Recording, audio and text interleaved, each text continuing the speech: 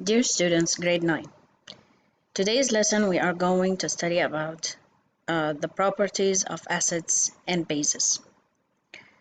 First of all, let's define what are acids. Okay, acids actually are chemical compounds in which when they dissolve in water they produce hydrogen. Okay, there's more than one definition of acids. This is just one of them. So acids is defined by the proton H. Acids also can be defined as proton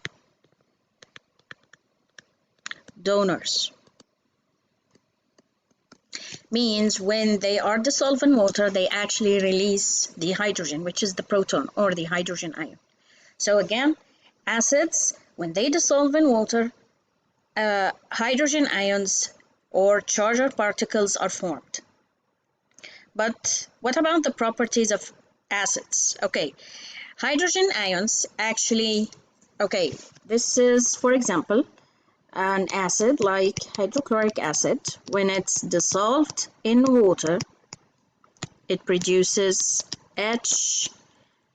We said it releases the hydrogen ion or the positive ion, which is the proton, in this case, plus Cl ion. Okay, so this hydrogen actually is very small to be found alone in the solution. So actually the hydrogen ion join with the water molecule and form hydronium compound. This hydronium compound, that's it. So the hydrogen from the HCl actually join the one molecule of water and becomes H3O positive. This is called hydronium. So actually the hydrogen is not found individual in as a proton in the solution because hydrogen atom is very, very small. So it cannot be found only as hydrogen proton. It's very, very small. So instead, it reacts with the water or added to the hydrogens in the water molecule and becomes hydronium. But we can write it in this form. This is not wrong, but you have to know that hydrogen does not exist in a solution all by itself because it's a very small atom. Okay, now to the properties of acids. Did you know that you use acids more than you can think? And actually they exist in everything. Most of the uses or most of the things that you use during the day, actually they have acids. Okay, one good example of acids, the acids in your stomach. You studied in biology that in your stomach there is a very strong acid which is HCl. This acid actually kills the microbes and help the food to be digested in your stomach. So what about the acids in general? Okay, acids actually taste sour. Okay, you can actually remember that when you're eating oranges or lemons. Okay, they have acids. These fruits have acids. Okay, one more thing. Actually, there is acids in your fizzy drinks. Okay, do you know when you open that bottle of fizzy drink, your favorite fizzy drink, and you can hear that sound? Actually, this is the gas going out because the gas inside the can or inside this container or bottle is under pressure. So when you open it, actually you are reducing that pressure and the gas falls out. But what gives this can the sour taste? The sour taste there is because of the carbonic acid. Okay, this carbonic acid, it tastes sour, right? You can feel that the sour taste, but it's also sweet because the taste of the acid in the fizzy drink is covered by the sugar. Okay, so this is one example or one properties of acids that it has a taste sour. Acids are also can react, we call them corrosive. Corrosive means they can eat the metal. Also, they can eat or burn your skin. Okay? So this is one example. You have a piece of magnesium. This is a magnesium ribbon. We have seen that before in class. And you put that magnesium ribbon carefully into a test tube that's filled with an acid. This is an acid. Okay? And after a while, you can see that there is a reaction. Can you see these bubbles? Actually, these bubbles are hydrogen gas. And after a while, this ribbon will completely disappear. So this means that the acid that we added to the magnesium actually has a corrosive effect because it ate all the metal. Not literally ate it, but actually reacted with it.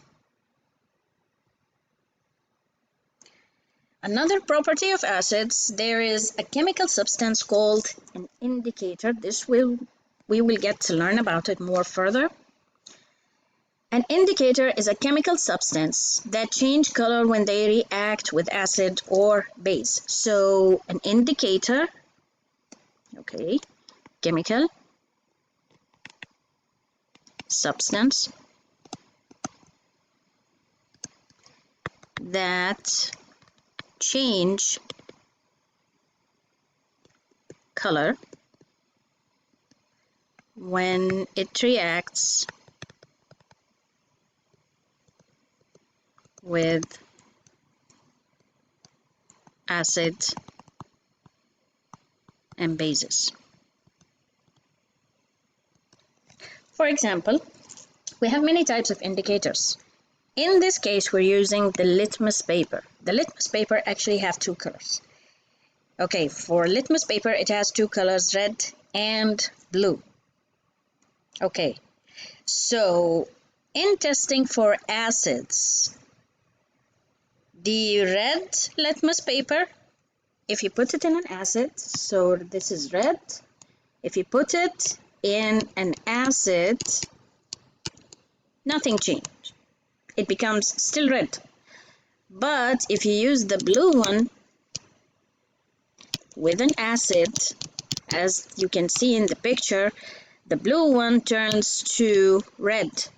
So you have two colors again of litmus paper. Litmus paper is an indicator, and that indicator is a chemical substance that can change color when it reacts with acid or base. So we basically use the litmus paper to identify if the solution in front of you is acid or base, simply by changing its color. So you have two types of litmus paper. You're going to use both because you know what is it? You don't know what is it. So if you use the red paper and nothing happens, so this is an acid. If you use the blue one and it turns to red, again this is an acid.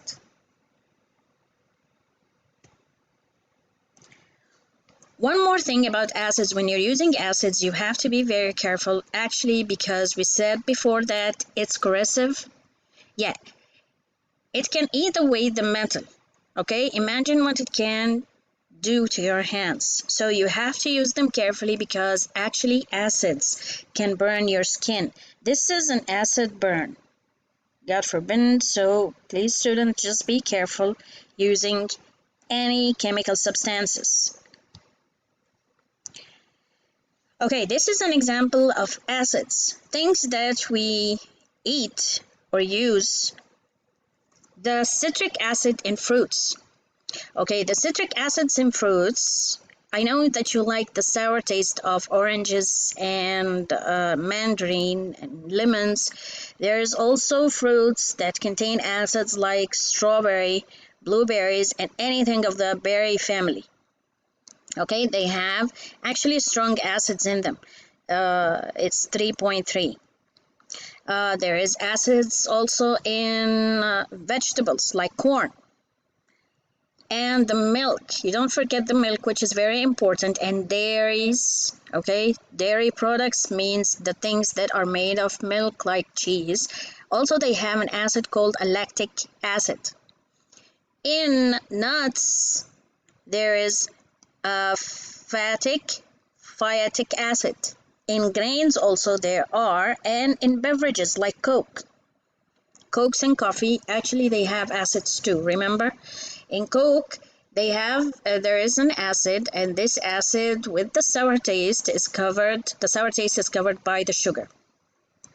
There is also, remember I gave you that example, the stomach acid, which is very strong.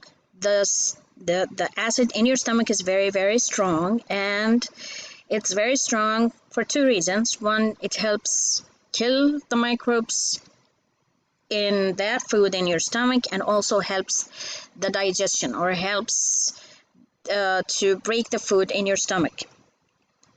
Battery acid, you know the small battery used for remotes and small toys.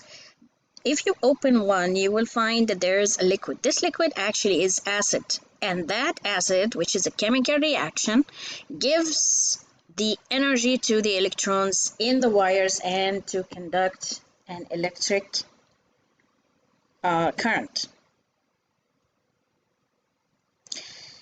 Now, when we talk about acids, there are actually two types of acids. Let's make this clear. Acids have two types. Both of these types, they have the same definition because they give a proton, which is the hydrogen ion, when it reacts with water.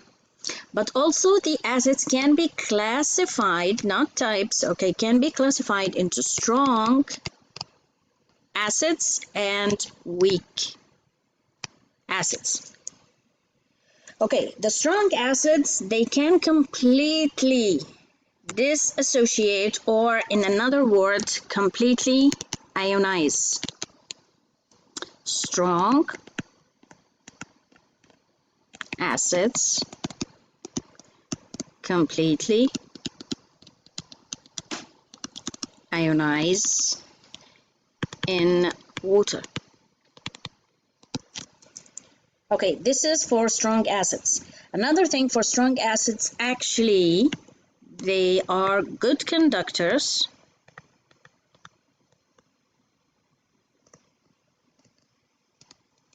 of electricity. Now, tell me, why is that? Okay, so strong acids, they completely ionize in water, and they are good conductors of electricity. Good conductors of electricity, now here's the reason. Electricity is a flow of electrons, okay?